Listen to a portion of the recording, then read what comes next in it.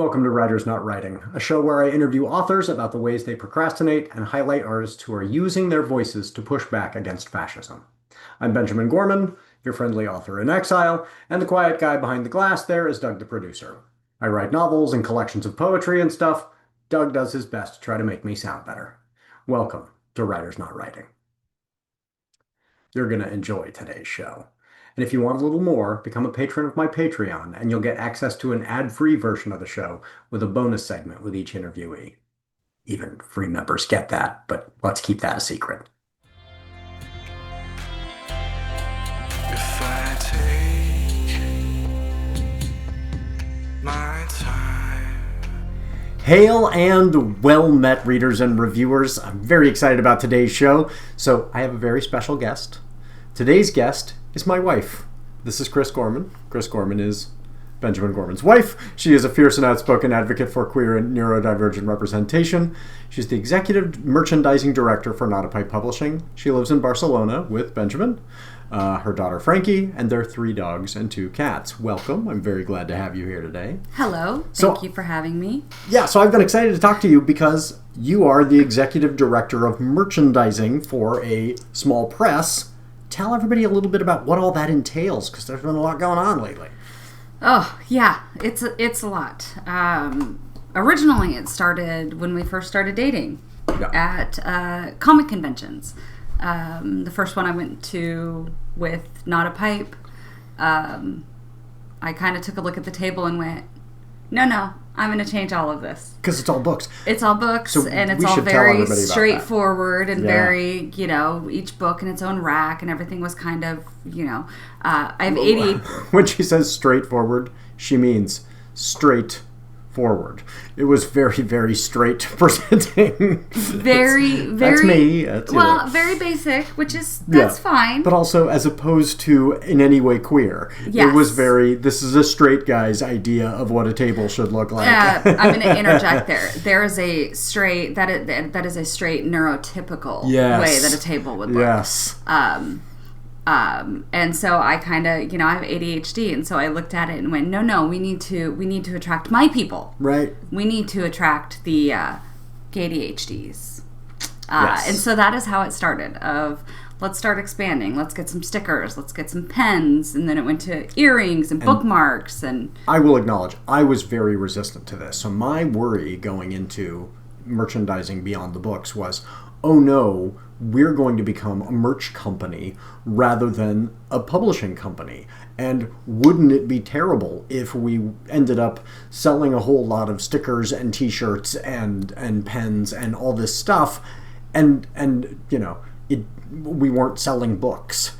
And it took me a while to stop being resistant to this idea that actually it would be kind of great if books and t-shirts and pens and all that were funding producing more high-quality books. I mean, the emphasis is getting books into readers' hands, of course, right? But if we could get to a place where we could be paying those authors more, we could be, connecting that merch to those books, and people were saying, oh, I got this shirt, and I got this sticker from you, and now I'm coming back, and I'm buying a book. And so she had to kind of talk me into, it's okay to sell merch. And that has been very good for us. I had him almost talked into it, and then I did it's better to ask for forgiveness than it is for permission, and I just ordered a bunch of custom stickers and said, hey, Ben, guess what I've got? And then he kind of got distracted enough by that I was then able to go in and order a bunch of pins and earrings, and then the next thing you knew.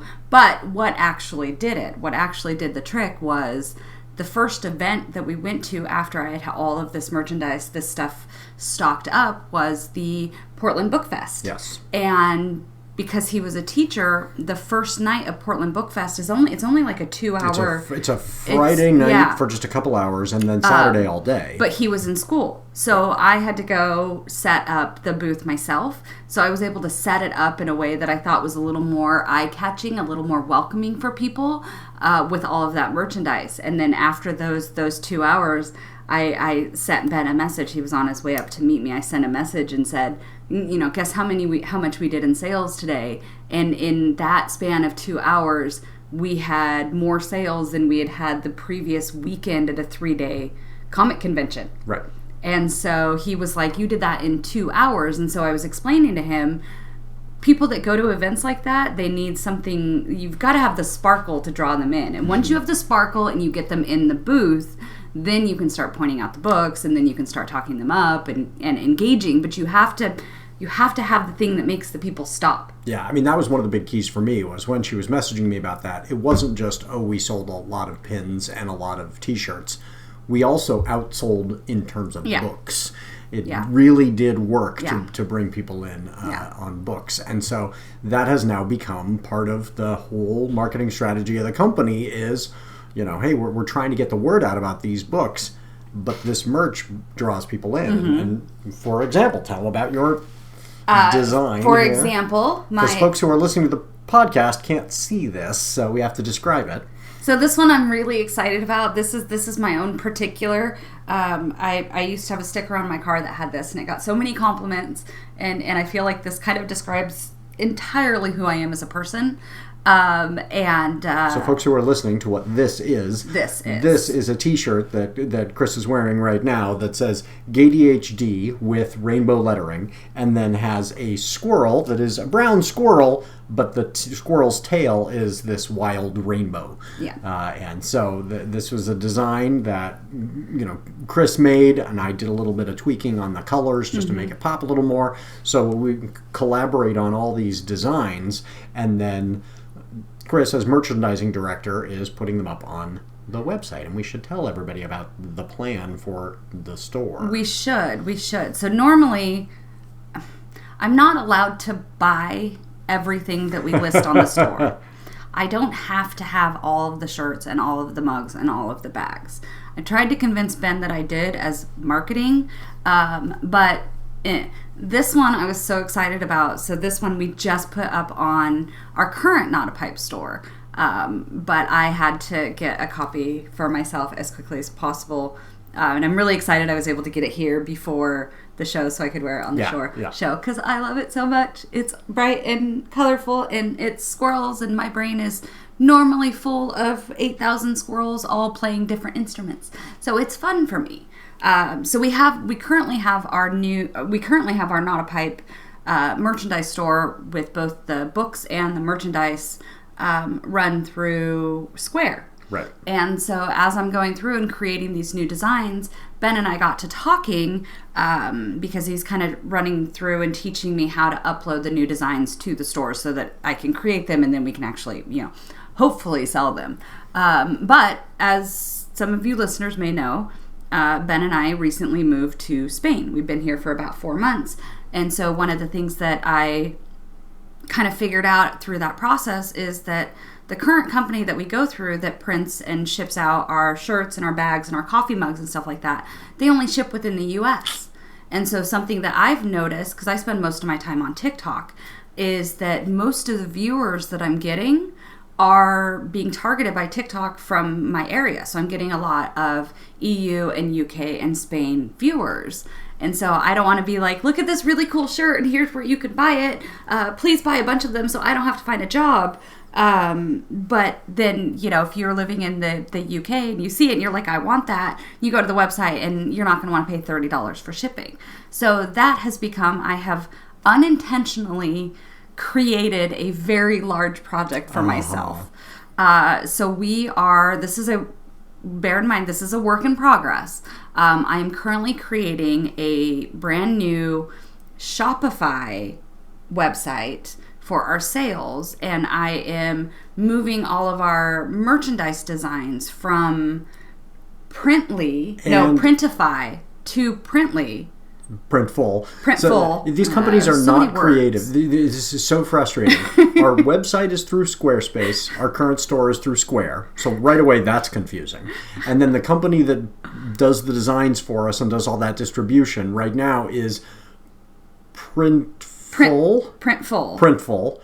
And the one that is much better for the European market, really the global market, Australia, Asia, they're much better on that, is Printify. So Yes. all these conversations, we're stumbling over ourselves saying, okay, so we're going to move this thing from Square, on Squarespace, we're going to connect, instead of connecting to Square, we're going to connect to Shopify, and we're going to connect our Shopify to Printify instead of Printful. I mean, you can imagine, this is just, Or if you're me, it's we're going to move everything over from Square to Spotify. And then I have to say, not Spotify. No, we're not not going to Spotify. put our merch on Shopify. Spotify. That would be very confusing. So part of that process means that I have to recreate the listings for all of our 46 books. 60, let's see, so it's 53 that are still in print? Yeah, books. 53 books. Well, and it's more than that because it's also the duologies that there's a bundle that comes together. You can buy the trilogy, you can buy the duology trilogies. together, so all those have listings, and every one that is in paperback has the paperback or the hardcover. Yeah.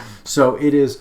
and the quantity of information, because on the back end you can't see this when you're on the website, but we've got to plug in the cost, the weight, and then everything is at a discount. We want everything on our store to be cheaper than you could buy it elsewhere, so that people are drawn to the store. So everything's 25% off this summer. I don't know if we'll be able to maintain a 25% discount all year round, but we'll be able to do lots of discounts on the store.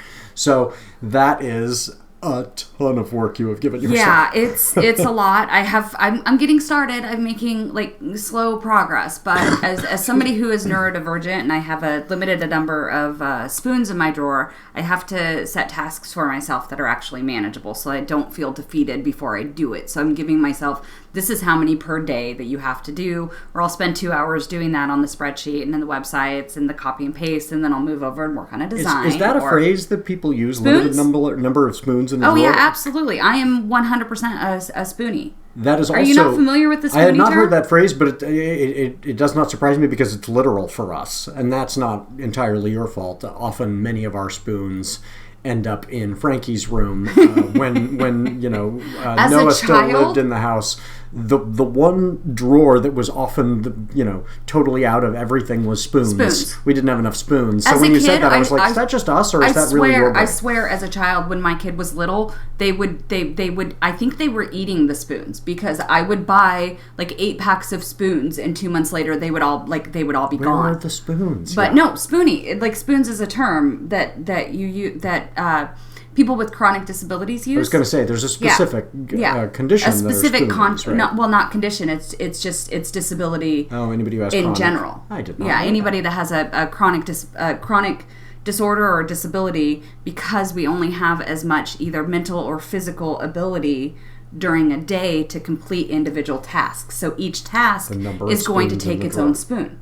I have never heard this. I'm learning too. Because I only have a limited number of spoons, I have to divide this by, here's shirt designings, which gives me a bunch of dopamine because it's fun, and then here's this really repetitive, boring task of copying and pasting. So it's a project, but the thing I'm really excited about, one of the things I'm most excited about and is kind of pushing me forward in getting this website and getting everything ported over and up and going, is that on Printful, which we currently use, you have to create each product individually. So we'll have a new design, and you have to create the listing to put it on a t-shirt that you can then pick the size and color. But then you have to create an entirely new listing to put it on a hoodie or a tank top or a beanie or a tote bag or a coffee mug. You have to create each of those listings individually. Moving them over to a new supplier allows me to put them on multiple objects without creating brand new listings for each thing.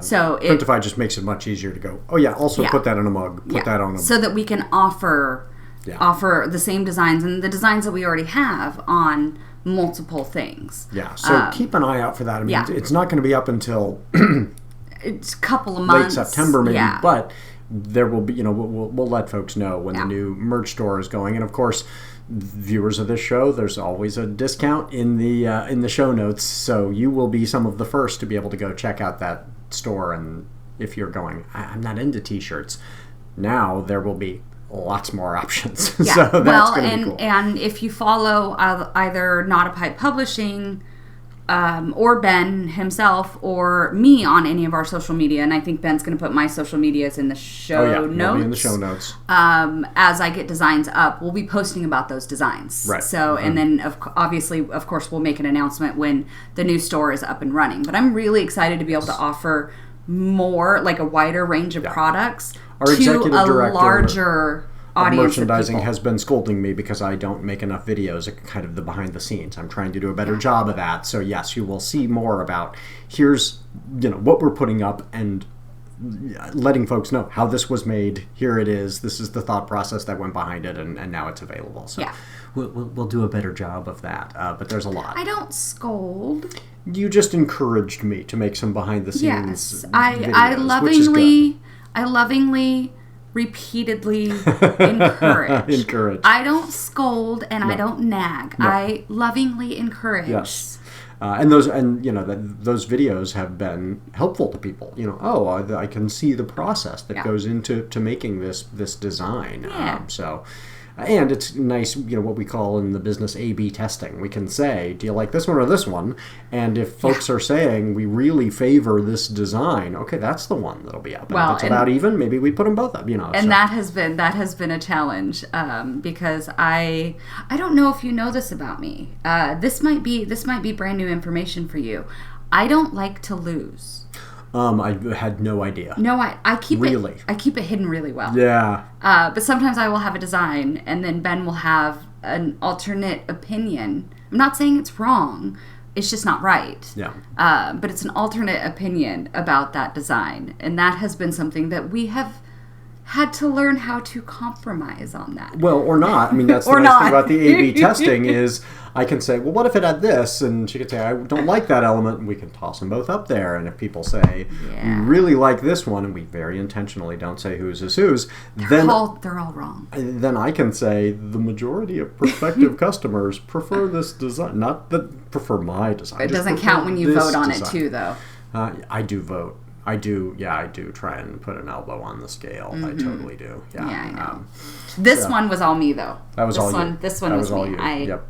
And even the tweaks that you were like, do this to it, which did make it better. Those I had to add some outlines, and I'm still, because I'm still learning, I'm very new in the creating my own stuff, because I see these stickers, or I see tote bags, or I see shirts, or like I hear a phrase online, and I'm like, I really want to wear that on a shirt, but I can't buy it anywhere. And then I realized I've been playing around with a couple of different websites and apps to create things, and I'm like, wait, now I can make them. Mm-hmm. Yep. But I still haven't gotten the hang of adding. Ben went in and put all the rainbow colors, because I haven't gotten the hang of the colors yet. Yep. I'm like a child scribbling, like a toddler. Well, and learning these tools is fun. Stay in the lines. A lot of this stuff I've learned. I can't color straight. I can't do anything straight. I've learned doing book covers, and even now our book covers are improving. And of course, we hire artists to do the art a lot of the time, because they're better, more talented, better than I am. But we really focus on our art should be by human beings. Yeah. We don't do AI stuff. And then I have learned how to do kind of the lettering. And if you look back through our covers, you'll see, we've dramatically improved in kind of making that pop and making that clear, and just learning little it's a learning tips. process. Don't change fonts multiple times in the same space. It's gross for people's eyes. So, how to do just enough drop shadow, but not too much drop shadow so that it pops.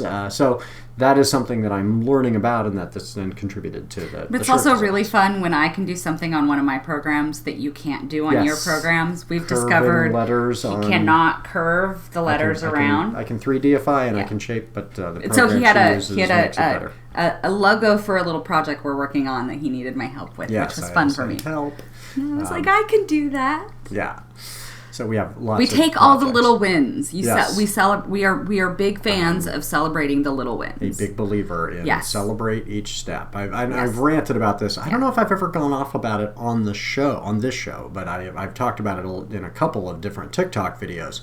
If you work in an office, and let's say your office has 50 employees, right? Not necessarily a huge business, or the school I used to work in where there were 100 people, right? So there are 100 people on staff.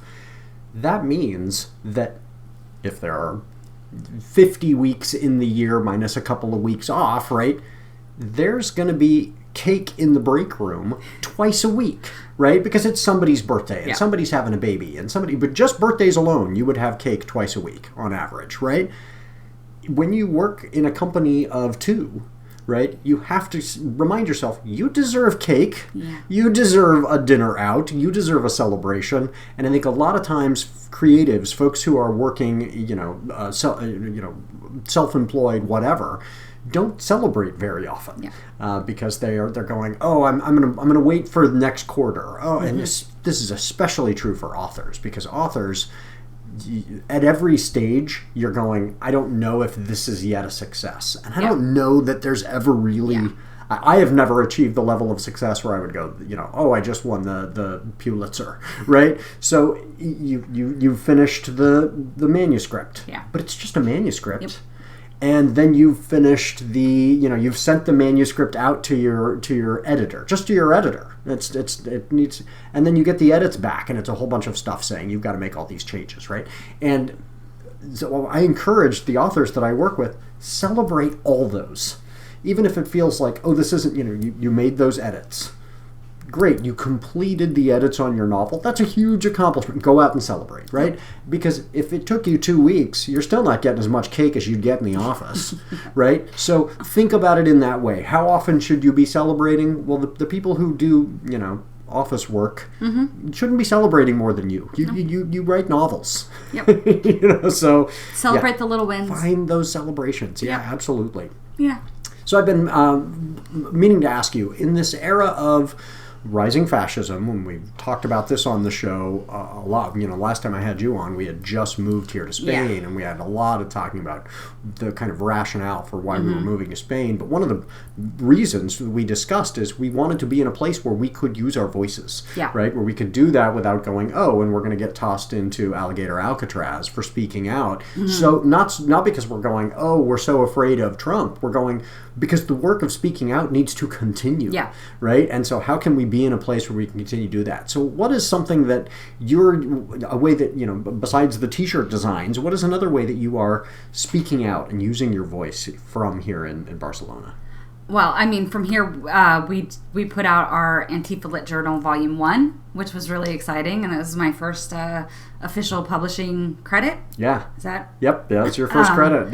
So I wrote the foreword for it, which kind of came about as a challenge. Pride and Prejudice is one of my favorite books, and we were going through the first volume, trying to figure out how many before we really knew how many submissions and how many stories were going to be in it, trying to figure out if we were going to need to fill some space with some older works of literature. Considered putting in some public domain stuff to kind of add it. And we ended up not having to do that because we got so many wonderful submissions. But I made a comment about I think it was Jane Eyre. I think it was Jane Eyre, not Pride and Prejudice.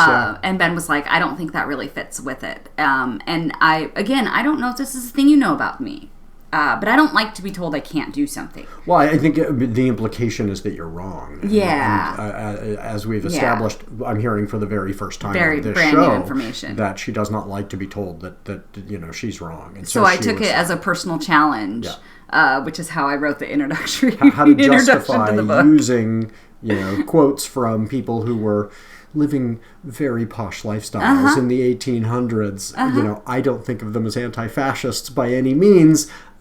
Thing is, there was no fascism, but she went through and found quotes that were about kind of being yourself and standing up to people who were trying to say you don't get to be yourself. And so she wrote this intro where she plugged in some of those quotes. I used some of those people and some of those book characters and some of those authors that helped shape who I am. Right. That helped shape my own ability to speak out. Right. So it wasn't just out of and then the framing pettiness. of the book is this is your kind of lens by which you are choosing the pieces. Yeah. So we did that one. I was really excited about that one. Worth reading. Check out that intro to Antifa Lit Journal. Yes. And now we're getting ready for Volume 2. We did a Kickstarter for Volume 2. I was so happy that it got funded. It funded thanks to all the people who did that. We are in the process of sending out your backer rewards. My goal is to have that done by tomorrow. So. But so we're preparing to read submissions for Volume 2, so I'm really excited about that.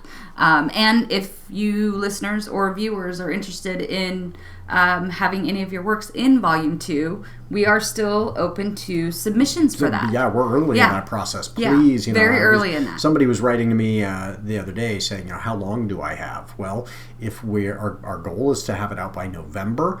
Normally with a novel, I like to have the entire interior file done, at least 6 months before we're starting to pick that release date. With a journal, it's way more compressed. Yeah. And so, if you can get it to me by aim for the end of August, early September, that gives some folks out there who write short fiction, or poetry, a little bit of time. But if you're hearing this, write that anti-fascist poem. Well, and I'm really excited to see if because we don't know what the title of the second one is going to be. But reading the submissions for the first one, one of the stories was, one of them was a story titled, "What If We Kissed While Sinking a Billionaire's Yacht?" And as soon as I looked at that title, I turned to Ben and I was like, this has to be the title of the book. Yep. So I'm really excited to see if we get a submission that is that again. It might not be the title of your story. It might be a line in a poem. It might be a line in, and that will then be the title. So I'm excited to see if we get... Yeah, I agree. I'm really excited for that. We talked about doing a theme in the kind of call for submissions, and we've got a couple of ideas that will come out in November, and so I thought maybe winter of our discontent, and then some folks are kind of feeling that tension between so much of what is going on is so absurd that you want to laugh, which is legitimate, right? We should be able to go, this is absolutely ridiculous. Yeah. But as soon as you laugh, somebody goes, you're laughing in the midst of a genocide in Gaza. And they're right too. Yeah. And so how do we hold those things in tension? Yeah. And so we thought about maybe comedy and tragedy as a theme. Mm. So we'll see, but it very well could be we decided, no, let's hold off and wait until we've got, at least a handful of the submissions. We've got some. And we could say, okay, now we're seeing a theme come from the authors themselves. And then if we decide on a theme, or if there's no theme at all, there's really not a theme to the first one outside of... It's about, standing up to fascism, right? And that still coheres very well. If you read that journal, you will go, oh yeah, I can see why these are together. Yeah. The one thing that was really interesting to me about them is they are... And I don't say this in any kind of disparaging way, but you look at the different styles, and some folks went with, I don't know how to say this without sounding like I'm criticizing some of the authors and not others, but kind of, what is traditionally considered kind of high and low, kind of, the kind of poetry that you'd find more in academia versus the kind of poetry you'd find more on, what some people will call Instagram poetry, which sounds disparaging, but that's actually really appropriate, I think, for this kind of anthology. We should have both. This shouldn't just be, because it's a literary anthology, it needs to only appeal to college professors. But at the same time, it's wonderful to see that in there as well, to see everyone is pushing back against fascism in their way. And so we want to have... Well, I don't want to say highbrow and lowbrow, but we want to have a mix of styles in the anthology itself. Yeah. Well, and one of my favorite stories is a couple of whales sinking. Yeah, see, and that one I think of as very literary. That really? Story is, oh gosh, that story, I would say is very, you've got, these shifting voices, and we're actually getting scenes with the whales and the way the whales communicate. It's, that story seems to me very, very literary. And then, there's another one in there that's, screams Margaret Atwood and is very literary, right? And then you have some that are funny in a way that is, where the satire is more on the nose. Mm-hmm. And as we were going through and reading them, I was like, oh, do we want to do this mix? And then we were like, that's good. Yeah.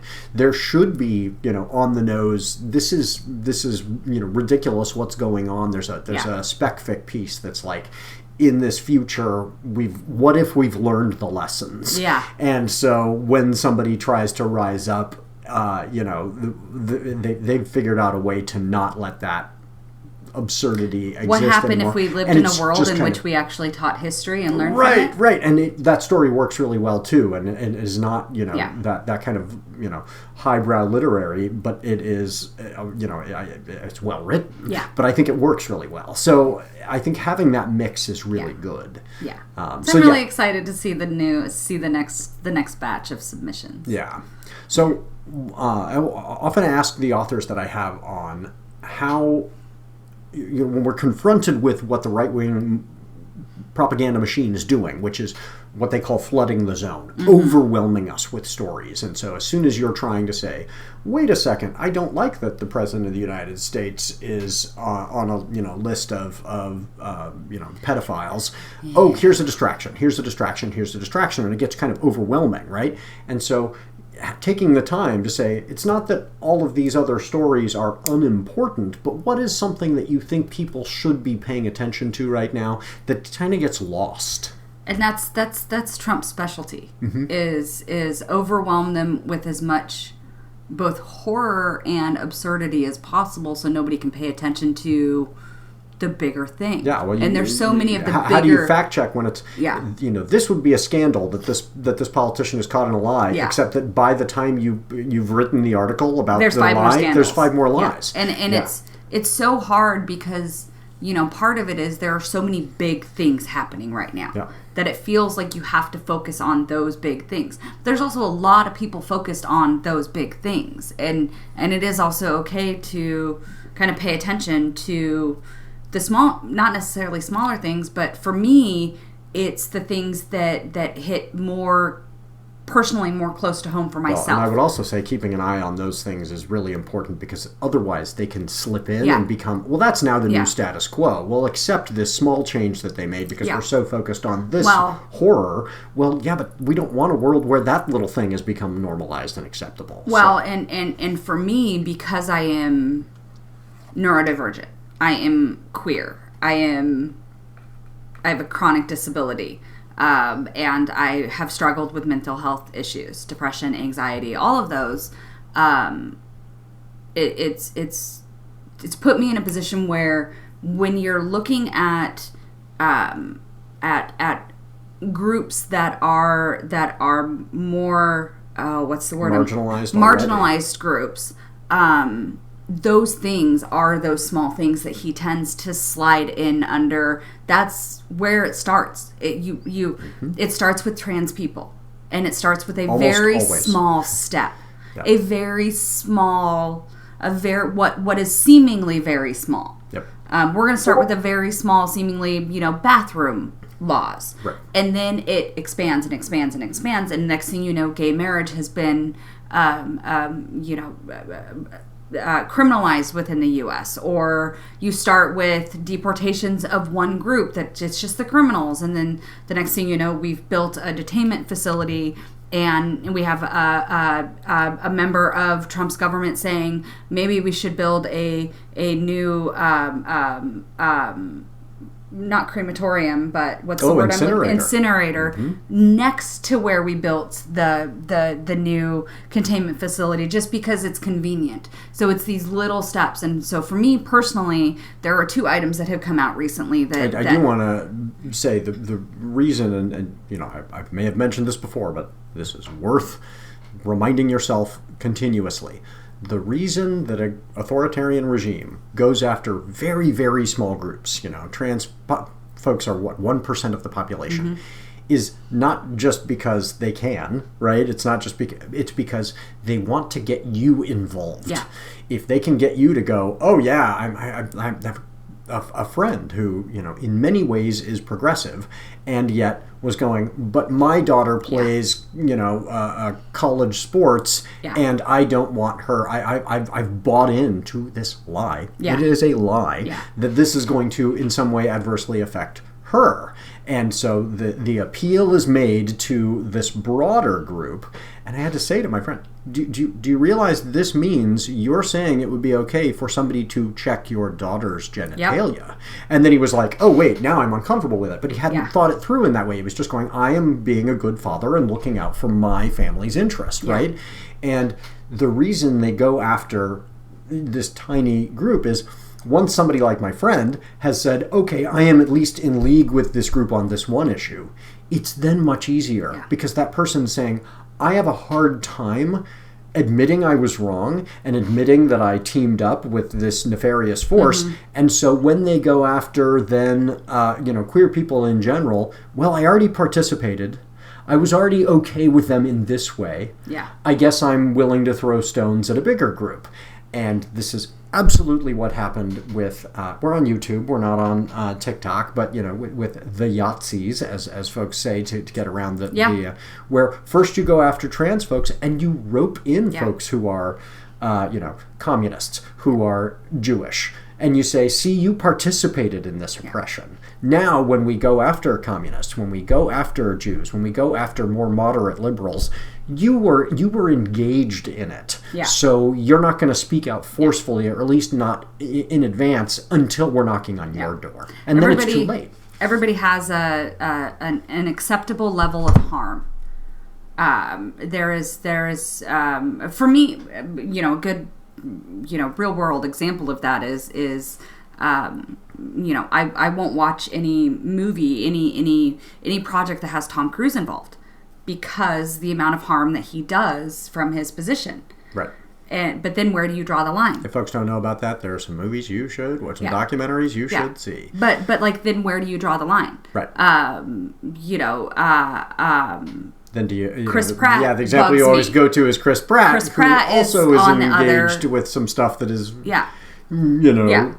problematic. And do you? But where do you draw that line? I'll still watch MCU movies. Guardians is granted not my favorite, but like there's a line. So we all have this inevitable hypocrisy within ourselves. Quantity of hypocrisy we're willing to bear. Yes. And so when you do that by stages, somebody says, well, they're harming maybe this people, but it doesn't affect me, or it doesn't affect anybody I know, or it's a lower level.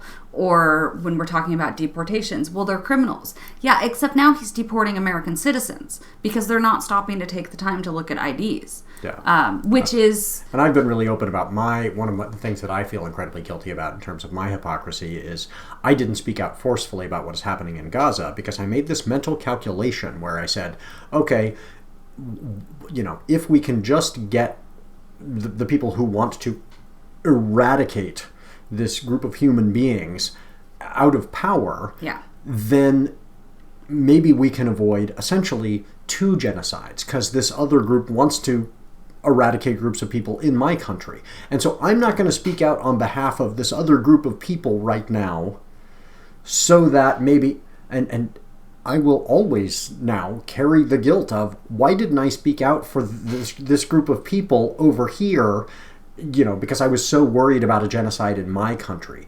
And partly I'm angry at a situation where I'm choosing 2 genocides or 1. Yeah. But also I'm angry at myself for tolerating 1 in an effort to prevent 2, right? That and so that's that hypocrisy that I chose to live with, and now I have to live with the guilt of that, right? And I think all of us need to get to a place where we can say, I can acknowledge that I participated. Every single person in the United States has participated in atrocities. When you pay sales tax because you buy a Snickers bar at the grocery store, you are funding the bullets into black men's backs, right? We all have engaged in horrors that we don't want to, and you have to say, rather than saying, oh, then I guess now I'm complicit, so I'll continue to be complicit, saying, I can acknowledge that I participated in something I did not want to participate in. What am I going to do now? Yeah. How am I going to move forward? We exist in a society in which we have to exist in the society. So things like taxes and actually being, a U.S. citizen and being complicit in those actions are, unavoidable and inevitable. When the society that you exist in is predicated on harming others, you are going to play a part in that harm. And for, everybody chooses how they cope with that and how they reconcile that themselves. And for me, it's trying to do good with the people and the groups that I can, with my limited, with the privilege that I do have. And one of the points that has been pointed out by Black scholars predominantly is that one of the ways that oppressive systems work often is to say, rather than challenging oppressive systems, you should kind of double down on the ways you personally were oppressed. So you say, it's fine for me to participate in stealing land from Native Americans because I am queer and I am not allowed to get married. Yeah. It's fine for me to participate in segregation because I am Native American and my land was stolen, right? Yeah. And so the concept is that these are intersectional systems of oppression, and recognizing people can be attacked in multiple ways, and the only way to fight back against systemic oppression is for folks to say, rather than playing oppression Olympics, I am going to side with people who are different from me and say your oppression matters to me as much or more than my own oppression, right? And so rather than I don't have to engage because I deal with this or that, to say, no, I need to engage because you deal with this thing that is different from me and I'm perpetuating it. Yeah. I participate in your oppression even though I suffer a different kind of oppression. Yeah. So that, and so I wanted to ask you about specifically some of the stuff we've heard about the ways this administration wants to target people who are neurodivergent or people who have mental health issues. And that's we got off a little bit on a tangent, which is what happens with me. I think that's exactly what I wanted to get to, because you've got a good ear for that. Like when you hear about these things, you're like, watch out. And sometimes I miss them. So and part of that is kind of an inevitable side effect of growing up as a neurodivergent child. Is you become hyper aware. You are forced to become hyper aware of any potential dangers around you. Particularly if you were like me and you also grew up with an emotionally abusive family member, non-diagnosed, more than one, non-diagnosed, but exhibited a lot of traits of narcissistic personality disorder. So you become hyper aware of what may be dangerous around you that other people won't notice, which is, it can come in good, it can come in handy. It can also create somebody who is always prepared for danger, which is an entirely different therapy. But two things have come out recently, and they are both things that I saw coming, and they are both things that I mentioned to Ben when we were talking about leaving the U.S. right after the election.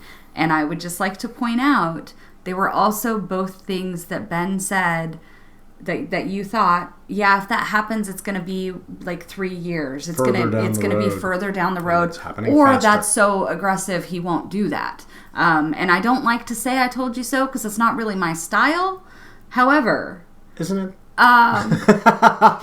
So there are two particular pieces of news that have me, that currently have me a little bit terrified.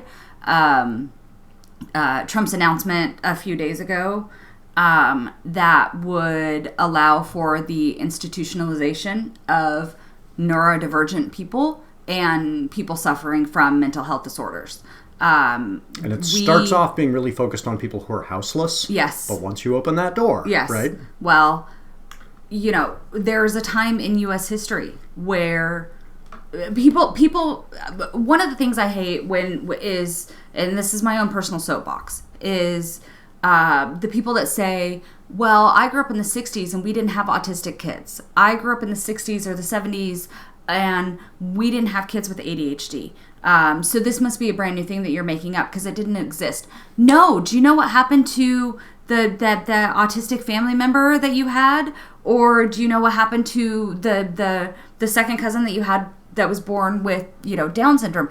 They were institutionalized, and the rest of their family was told they died. The Queen, the British royal family did that to two of their family members. They locked them in an institution and told everybody else that they were dead. That's what we did. That is a part of the United States history that we've decided we want to bury under the rug because it doesn't make us sound very good, much like a lot of other American history. We are now in how many months has it been since Inauguration Day? 5 months, maybe? Yeah, 6 months. 6 months?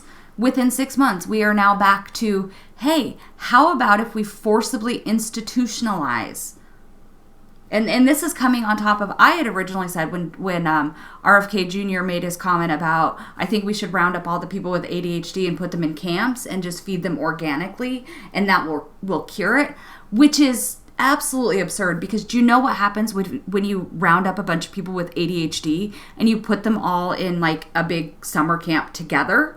We're all going to line up and build a big giant daisy chain. Like, that's what's going to happen. Nobody's going to be like farming and learning to churn butter and weaving our own clothes. Absolutely not. Actually, what I think would happen is everybody would be interested in learning to churn butter. Nobody would actually do churn the butter. They would collect the hobbies. They would learn how to make them all. Each one super excited about learning. I hate when people ask me what my hobby is, until somebody who was also neurodivergent said, I have found the perfect answer to that. So when people ask me what my hobby is collecting hobbies. My problem is I will see somebody like, I've tried to learn to crochet like 10 different times, because I'll see like a TikTok video and somebody's like, look, I crocheted that. And I'm like, that's awesome. I want to be able to do that. So I'll go and spend like $200 on like crochet material. And then like I will try it once and be like, this is a lot harder than I thought. I was supposed to be immediately good at this. I'm gonna tuck this away into my like supply closet of shame. I'm picturing the farm that is run entirely by folks with ADHD, and it's like you get a few rows that were created during that period of hyperfixation, and they were all planted, but they're unpicked. Yeah. They grew, and then we're totally forgotten. And it also depends on the type of rows. ADHD. Yeah, then you get a whole bunch of other rows where they're not even the same product consistently growing. Somebody went, oh, it would be really fun to do a little bit of corn here, and then a little bit of soy here, and then some tomatoes. Like, it would just be, but some rows would be, entirely perfect. Oh, yeah. And then the person gave up on them. That would be a bonkers farm to see from the air. There's 10 beds in like a cabin, and 9 of those beds are just piled high with everybody's like clean clothes on the very end of the bed, so you can still sleep next to them. And then there's the one bed which is like military made, where you get bounce quarters off of it. But nothing would actually like happen. Y'all would be able to like pretend that neurodivergent and homeless people and people with mental health issues didn't exist, which is the goal of the Trump administration. Right. Well, and it's also important to remember that laws against what they called vagrancy or loitering were pretext for the asterisk in the 13th Amendment. So when the 13th Amendment was passed, the radical Republicans, these were the folks who were, the most progressive of progressive post-Civil War, they really wanted to end slavery. They wanted, black people in the Senate and in Congress, and we gave up on that. And the Confederacy essentially lost the battle and won the war. Yeah. And one of the ways that compromise was made was to say, okay, slavery is illegal unless the person has broken the law. Yeah. And then prisoners, sure, you can make them slaves. Yeah. Well, that's a giant loophole, right? Yeah. And so then because guess what? The government can make anything illegal. Exactly. And so then you make loitering illegal. Loitering literally means existing. Like anybody can go. Loitering means existing without paying for your right to exist in that spot, without permission to be in that place from the powers that be. Right? Martin Luther King Jr. was arrested for loitering. Right? And so that is, when they start saying we want to be able to forcibly institutionalize people for vagrancy, for loitering, for houselessness. This is a doorway to say we can institutionalize anyone, because who gets to decide who's loitering? You were existing in the wrong place. The man with worms in his brain wants to lock all the people with squirrels in their brains up. Mm-hmm. Like it's a terrible idea, but it's terrifying. And he wants to go after people who abuse drugs, but he has a history of using heroin. Yeah, so that's just but the other one that has come in the news. Just recently was Trump's announcement, his executive order announcing that he was going to consider the rights to strip citizenship from American citizens who were part of any what he deems as dangerous organizations, including by like actually naming it Antifa. And the moment I read that, I went to Ben and I said, hypothetically speaking, although maybe not hypothetically soon, what happens if an American citizen with an American passport is living in a foreign country and they are stripped of their citizenship from America? Because I just published a book with my name on the cover of it that says Antifa Lit Journal. Yeah.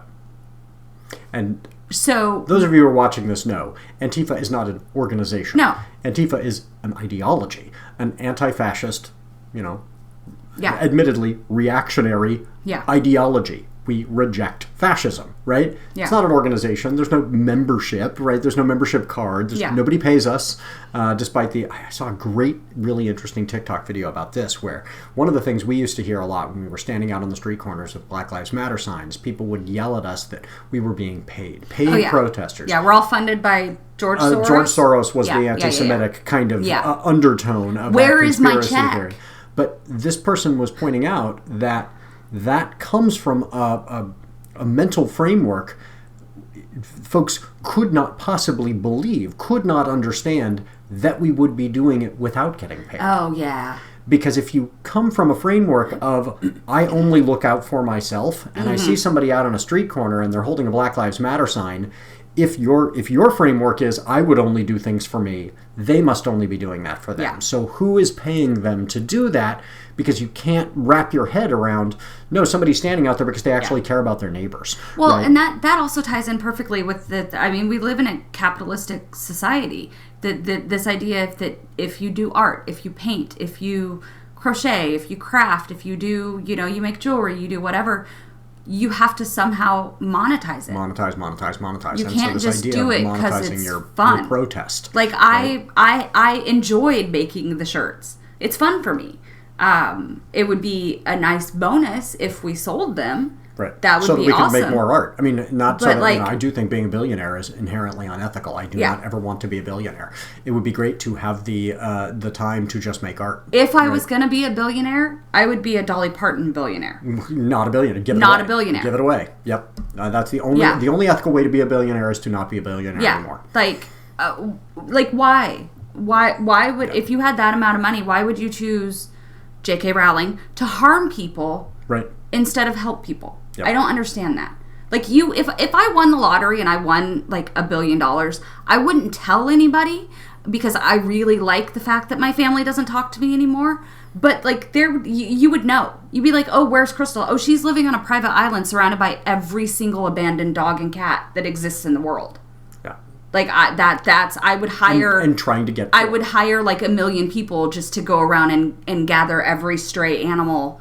Yeah, if I were and a billionaire, fly them to my island. Day-to-day job, my day job would be getting poor. How do I get rid of this? Because it is, we can all see this in when it is down to our wealth level, we could see it. If you had a sandwich and you saw someone, a child was saying, I am starving. Yeah. And you went, too bad, I need 2 sandwiches. Yeah. We can also go, oh, that's clearly unethical, right? But there's this level where we get to where we go, oh, no, at that point, hoarding wealth suddenly becomes and when people point admirable. out, but Jeff Bezos donates this month, he's literally that Jeff Bezos donates, like, if I earned $1,000 a month and I was donating $100, like, what was it? $1 a month is similar to what he is. What's that? And totally offset by taxes. Yeah, totally off top. That's why when I go through like a fast food restaurant or anything and they ask me if I would like to donate to, would you like to donate to this children's literacy or this whatever, my response is always no, because do you want to hear something that will ruin your day if you don't already know this? The company, when you go through McDonald's and they ask if you would like to donate your change to this organization, McDonald's has already made their donation as a tax write-off. They've already paid a set donation for that year. You are just paying McDonald's back for what they have already donated that they are then getting a tax write-off back for. So no, I always say no, and I don't care who looks at me and judges me like that at all. Totally unrelated, semi-related if I won the lottery. Which we don't play. Which we don't play. What is that? Greek mythology, there's the island where men weren't allowed. I don't know what that one's called because it's not Lesbos. That's what my brain thought Right, it was Lesbos. But what was it? Is it? It's not the one in Wonder Woman. That's not what I'm thinking of because that's a different. Is it related to the term sapphic? I don't know. It might be. I need somebody's help because I'm gonna have to somebody Google right it. now knows it and is screaming it at their podcast. Oh yeah, somebody is absolutely screaming it out loud. If I won the lottery, I would buy an island. I would buy 2 islands because I am an equal opportunity human being. I would buy 2 islands and they would be connected by a bridge, like a I don't know where this dystopia is going. Like a Heimdall bridge, right? One island, only women. One island is only men. Only men island? Oh, that'd be terrible. I wouldn't want to be there, but I also would want. I also can acknowledge that men generally as a group, as more than one, are terrible. Yeah, but I think isolation makes it worse. Well, yeah. Men need to have more women friends. Need to be around. But I'm not talking about all the men. I'm talking about the marginalized men, the men that need a safe place to go. Yeah, I still want to give them a safe place to go. I just don't want to have to spend any time with them. So maybe there's a third island where everybody can go intermingle. I think this idea needs to be thought through more. Incel Island is not a good place. Let's not. No, the good men. Why would the good men wouldn't want to go to Incel Island? That's valid. Listen. There's a great book I'm going to recommend. Actually, I don't know if it's a great book. I read it in high school, and I believe it read it again in college. So this is a long time ago. It might not have held up. It might not hold up, but I remember loving it. And the title of the book is Meanwhile. And the premise of the book is that it's this post-apocalyptic, something terrible has happened, and the remaining survivors divided along gender lines. And so the women started reproducing through essentially virgin birth, and the men started reproducing through cloning. So all the men live in these bubble cities under the ocean, and they're all basically the same dude. And then the women are roaming the wastes on motorcycles, kind of Mad Max style, and then breeding in these facilities. And it's what happens when after 1,000 years, the first some men when their city collapses escape to the surface, and the first men meet women for the first time in 1,000 years, whatever. It's very funny. It's very fun. I wish I could remember the author's name off the top of my head, but somebody out there has read this book and is also it is hard to find. This was like some paperback, this was a sci-fi, fever dream that didn't actually exist. No, it totally did. I read it multiple times. It's very funny. There's some great passages in it that are, I would say, at least I thought at the time, deeply philosophical and really interesting about kind of the purpose of existence and the purposelessness sometimes of our choices. But yeah, Meanwhile, check it out. It's really interesting. But yeah, separating people by gender, bad idea. So I just remembered that I have actually read Lord of the Flies, and I retract my previous statement. The island will be just for me. Yeah. Okay. Yeah. Well, all your dogs. Yeah. Did you rescue all the dogs? You can come too. Frankie can come too. Noah can come. It's nice of you. Noah can totally come. Noah can totally come. Noah is one of the men that I would allow in an elevator with me. Yeah, it's a limited number. This is my son Noah. And Noah is so good and charismatic and kind. People just feel so comfortable around him that either he is the kindest person or he's a secret serial killer. Noah is an absolute conundrum to me because here's a child that is not child anymore. He just had his 21st grown man. birthday. He's 21 years old. He is so annoyingly well-adjusted with such an unfathomable lack of trauma that he should be a jerk. Yeah, he should be absolutely insufferable.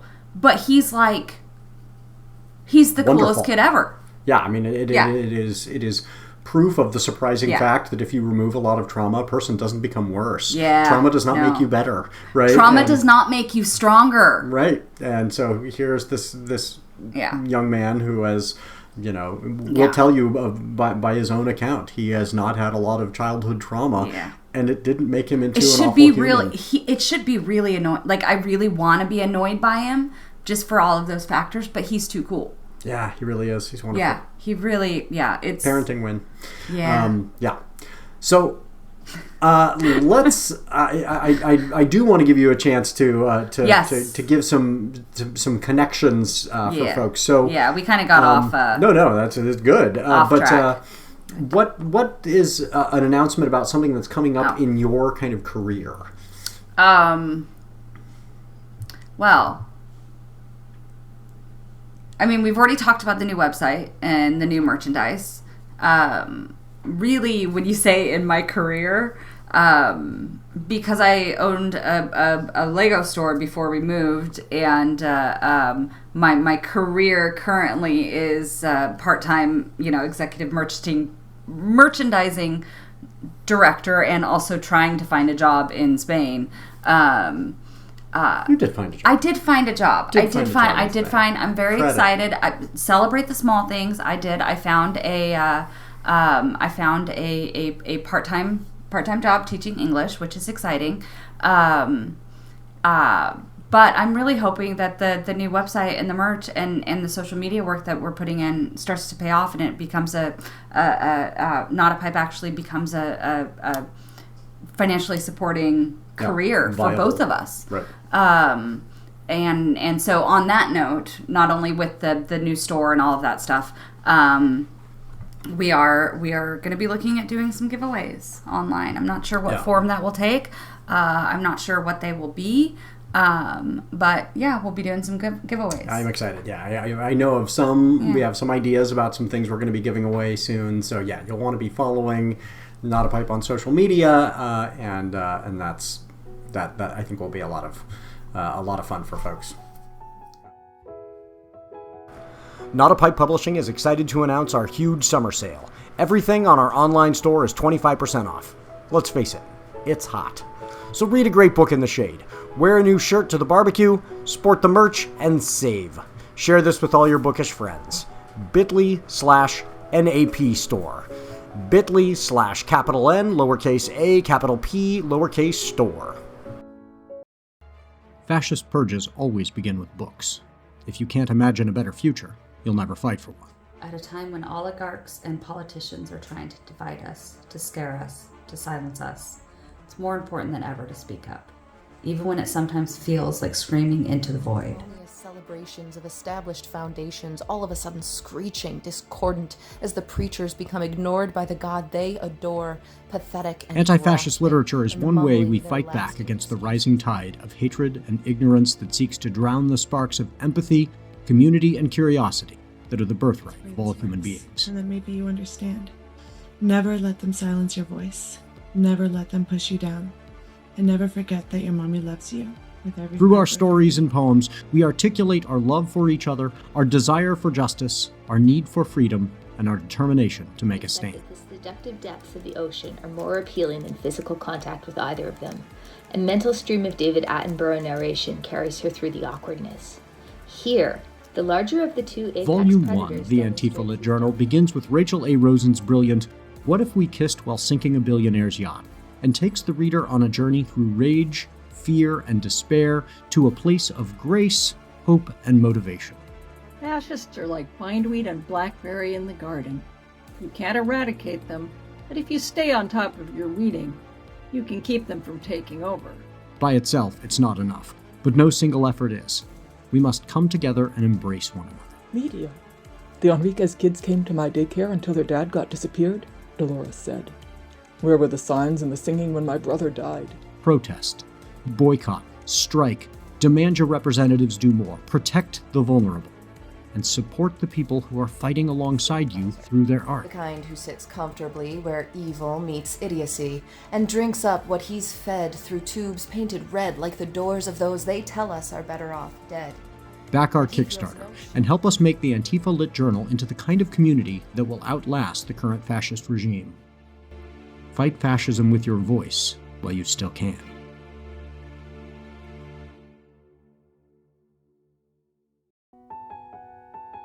So, we've been talking about all this, very heavy stuff that we deal with, and also, the stress of making the company viable. That's just strenuous. Yeah. So, when you have been trying to find distractions from all of this. What has been a distraction that's been fun in the last couple weeks? And it's the perk of ADHD. Finding distractions kind of comes naturally to me.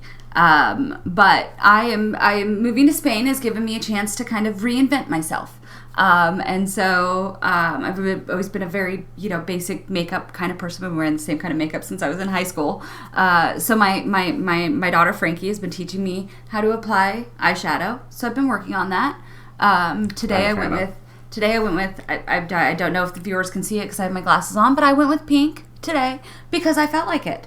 I found myself once upon a time I wanted to paint my nails like a bright pink, and I was like, I'm not a pink person. I can't do that. And then I realized I wanted to do it, therefore I am a pink person and I can do that. So moving to Spain has kind of been that for me. I've kind of decided I'm going to do what makes me happy. I'm going to wear the dresses that I would not normally have worn before we move. I'm going to do the makeup, have fun with it.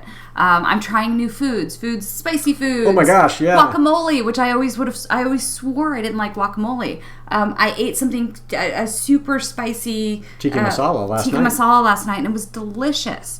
So I'm trying new foods. We're exploring new clubs. I'm not like an out, nightlife kind of person, but we're trying all of these things. And so I've kind of decided, everything is a little scary and a little unpredictable right now. And so often we find ourselves kind of burrowing into the safety of the identity that we were told, like who we were told we were supposed to be as a child. We kind of burrow into the safety of that. So that's my distraction right now is learning how to actually be who I am, who I want to be.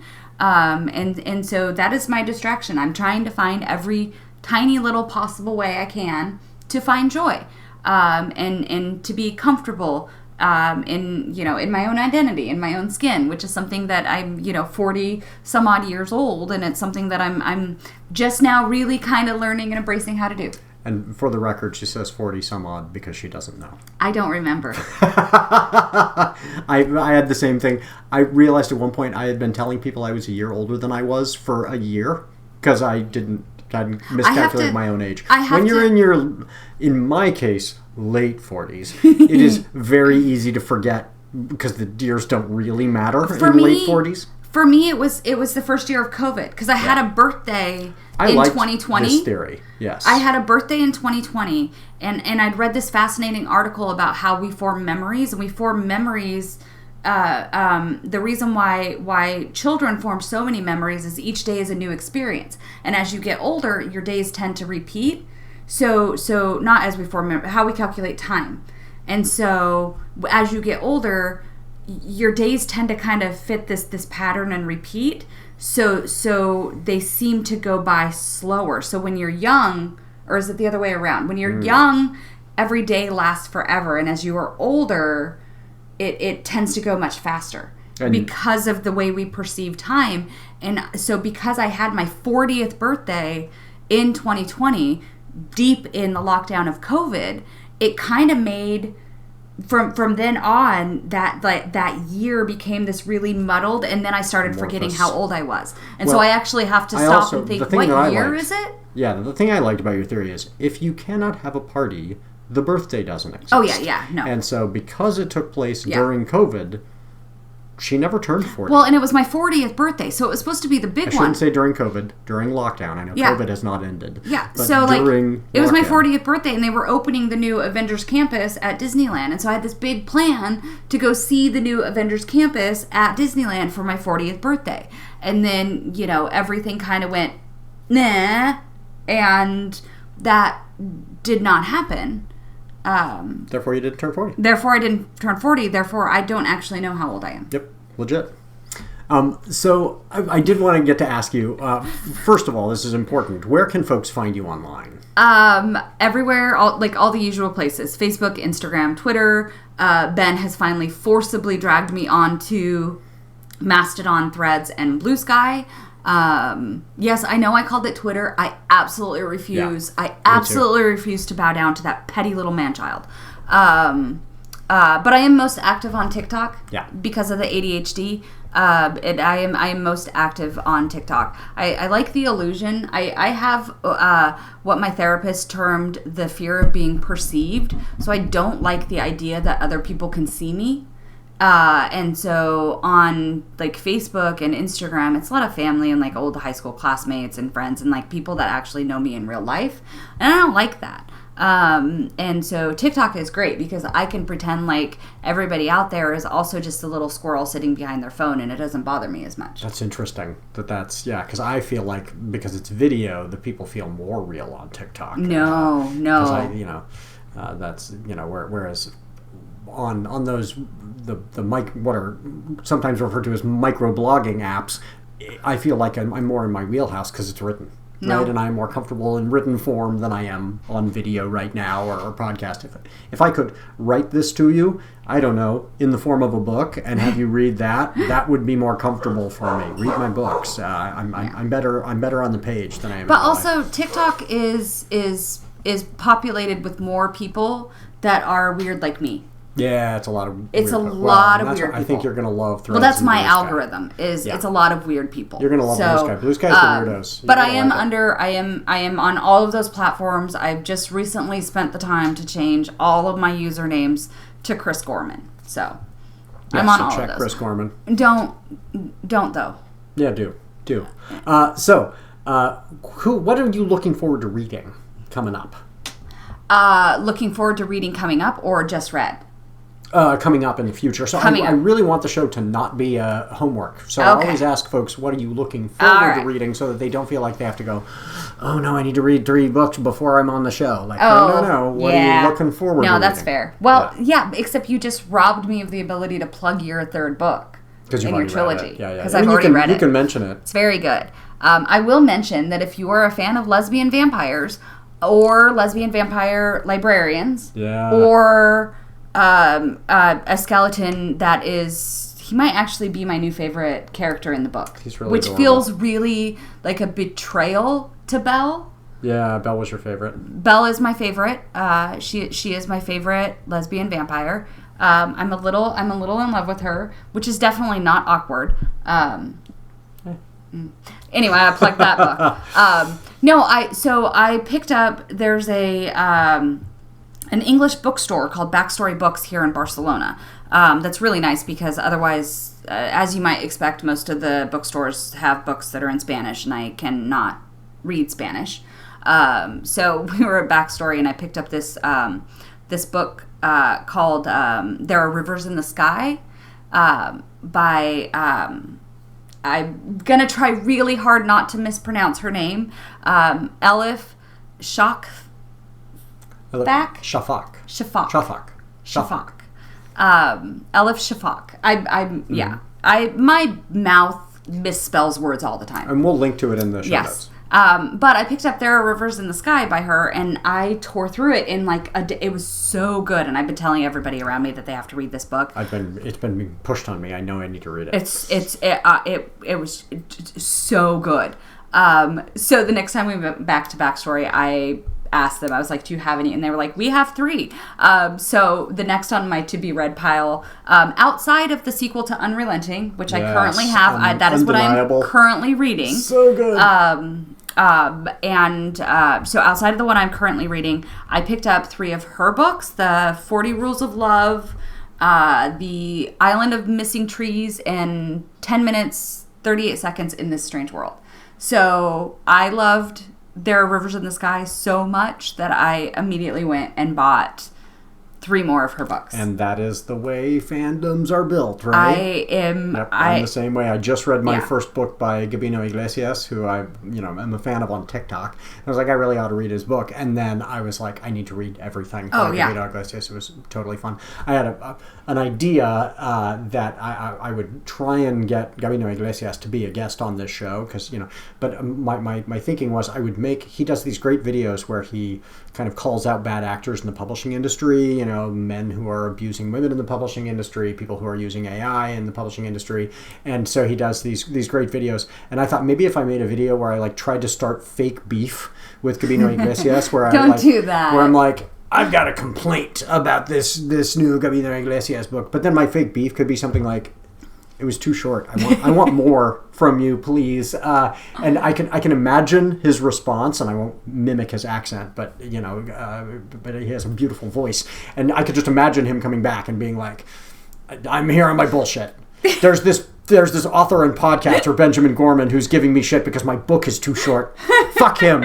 And that would totally be him, And he'd be you told me I wasn't allowed to curse. I've been very careful. So you can't, I may have just crossed the line by literally pointing at the screen. So we'll see if this gets throttled. Maybe I will have to bleep that out. Okay. So Gabino Iglesias would say, I'm back on my bull something. Coca del Toro. Yeah, I'm positive he would not say that. But yeah, his book is it wouldn't sound like Gringa here, but he writes this beautiful bilingual book, and yeah, totally check out No Saints. It was really fun. So, but I'm talking about a book I've already read, and I should be talking about his other books that I'm going to read soon. So, who else should I have on this show as a guest? Who would be your goals? I mean, come on, we know, we both know Hank Green is my white whale. I adore Hank Green. Every time we're at conventions or I'm trying to plug Ben's The Sum of Our Gods book, I always ask people have you read any Hank Green? And they're usually John Green. I'm like, no, he's his brother, but his writing is it's not The Fault in Our Stars. Not to knock John. I love John Green stuff too, but Hank Green's is very different. Very different voice. But I always tell people, I'm like, if you haven't read Hank Green, what was it? An Absolutely Remarkable Thing? It's a duology, a science fiction duology, and I love them both, and I can't remember the titles either.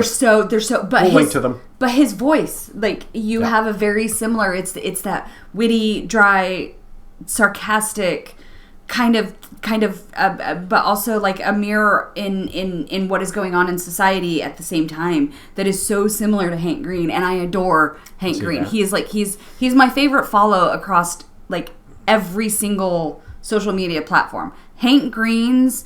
The ocean is soup and ice water is lava are my two favorite TikTok videos. I will watch them on repeat. If you haven't watched them, go watch them and then tag me when you watch them and tell him that I'm obsessed and he should come on our show. Yeah, because Hank Green, absolutely my white whale.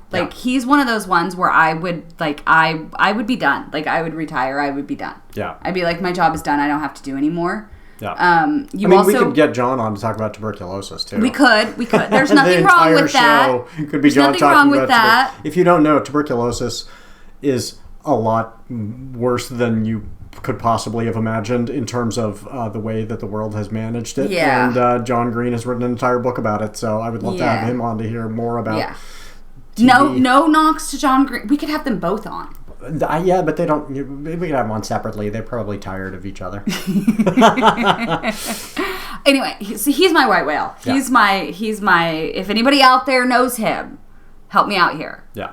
I will even hide outside the room so the entire podcast doesn't devolve into. No, you can totally fangirl out. I've had some guests on the show where I'm I am such a huge fan. I'm just gonna totally Talia Lavin on the show. Sometimes I'll have somebody where I'm just I'm just gonna totally fanboy the whole time. And then it works out fine. When you do your podcast with Chelsea Kane, that's gonna be me. I'm gonna be I've met the woman several times, but it still kind of surprises me that she knows who I am. Right. I always expect her to be who are you? Same here. Why are you you're a New York Times bestselling author? You should not know my name. And I feel I always have to remind her who I am, and she's yeah, I know that. It's very weird. So I'm gonna try really hard. But on the note of Chelsea Kane, who I don't know if I was supposed to mention. Oh yeah. Her coming up on the podcast. Oh no, I want don't know if I was folks supposed to mention she's that going to be or a not. guest on the show in September. I'm very. She's coming. About Never mind. I don't know what I can share. and can't say. We're going to do a live show. I don't know what at a bookstore, bookstore, the English bookstore you mentioned. With so Chelsea, she's coming to Spain. This will be a live show. So if you're not in Barcelona, you'll be able to see that one anyway. But if you are in Barcelona, come see her live. Yeah, I'm really excited about the restaurant I found to take her to. Yeah. She's going to love that. On the Chelsea Kane note, I one of my favorite book readings. It's also authors that I would love to have on the show. One of the best book readings, like my favorite book readings that I went to, was Chelsea Kane, Lydia Yuktovich, and Chuck Palahniuk all together. In Eugene. It was years ago. I was in college, but it was so good. I would love to have either Lydia or Chuck on the show. They are so much fun. Oh, Lydia's and both. But I've read the books life by experience, both, and they're so talented. Like the lived experiences that the two of them have. Yeah. Everything that Lydia has been through, and the honesty and the vulnerability she has within her books, is just it is inspiring, and it's also heartbreaking because you don't want to imagine a child having to go through what she has had to go through. And she's local to where we used to live, and I've met her a couple times, and she's a phenomenal woman, and a great supporter of other authors too. They all are, and that's nice to see. And Chuck is his you talk all you want about like Stephen King and his horror and all of that. If you want like truly gritty, just gory, make you ill to your body stomach. Horror. Yeah, he does some body horror stuff. He has a short story collection called Haunted, which has the most horrific cover on it. It has like a Scream type face, but it's glow in the dark. With some of the most, like, if you like the blood and gore, and you might want to like feel a little faint and maybe vomit as you are reading a story, like I would love to have him on, because I you know me, I love my blood and my guts and my horror. Like those would be amazing. Yeah, they would be so much fun. But I would also have to be like, you have to sit back and be quiet. You can't talk the whole let. Yeah, just spend the entire hour telling him how much you enjoy his work. I love you so much. Yeah. Well, if Chuck or Lydia, if you're listening to this and you want an hour of somebody telling you how great you are, when you're having a down day, I can do that. Just reach out to us and go, I was technically a guest on that show. I didn't say anything. The co-host talked at me the entire time. We can make little stickers that we can put up over my eyes, like the little heart, like the little heart stickers over my eyes, animated. Yeah, and I'll just wear those on the whole time. Just because I love so much. Well, before we get to our send-off, there are some folks that I need to thank. Thanks to the artist Max Oakland, who reached out and provided one of his songs for our intro song, I Prefer the Dusk. Let Max know you like it by following him on Twitter at Max Oakland with 3 Ds. Thanks to the author Stephen E. Scrivener, who's the author of the Taunt Fantasy series. He also makes music under the name S. Eric Scrivener. So he gave us the song A Poem from the album Pianosphere that we used during the ad break. Thank you to Stephen E. Scrivener for that. If you make music and you'd like your song used on the show, I'd love to highlight a listener's work like Max's or Stephen's song, so email me about that. Thanks to Doug, the producer, for making this show sound good and taking the blame when it doesn't. We appreciate you, Doug. And I cannot forget to mention, Writers Not Writing is a production of NotAPipePublishing, so please go to NotAPipePublishing.com, check out the amazing books written by writers who didn't procrastinate too much. And if you like this show, rate it and review it wherever you found it.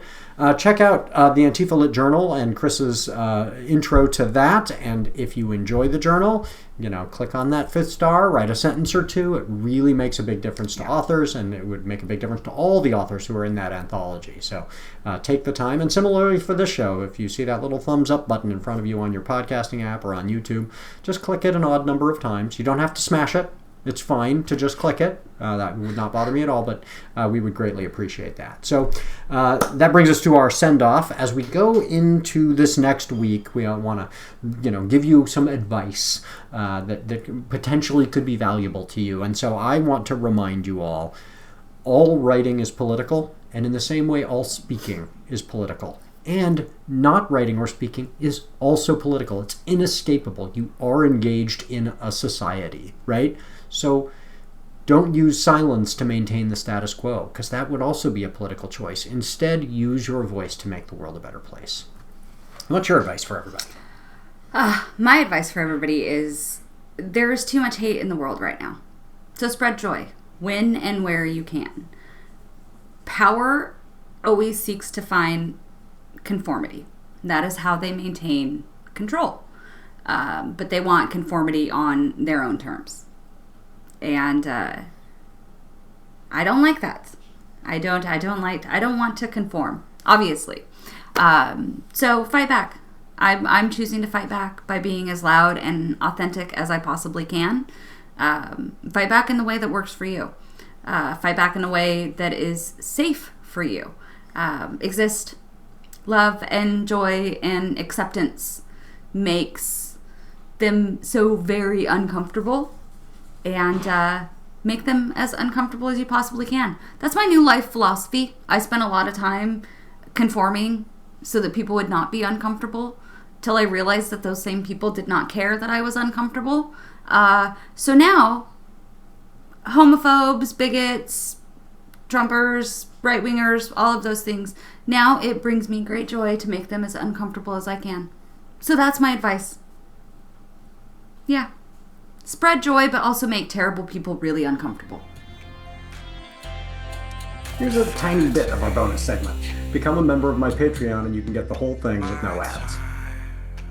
My current soapbox right now is the intersectionality between adopted children, childhood trauma, and neurodivergence. And that's kind of come from a place of my own therapy and seeing how those three things intermingled in my childhood to kind of create so many of the traumas and so many of the blocks that I am working to overcome. Yeah. So that's the thing that I wish more people were aware of, particularly in a time where we are denying women access to reproductive care. Abortion is health care.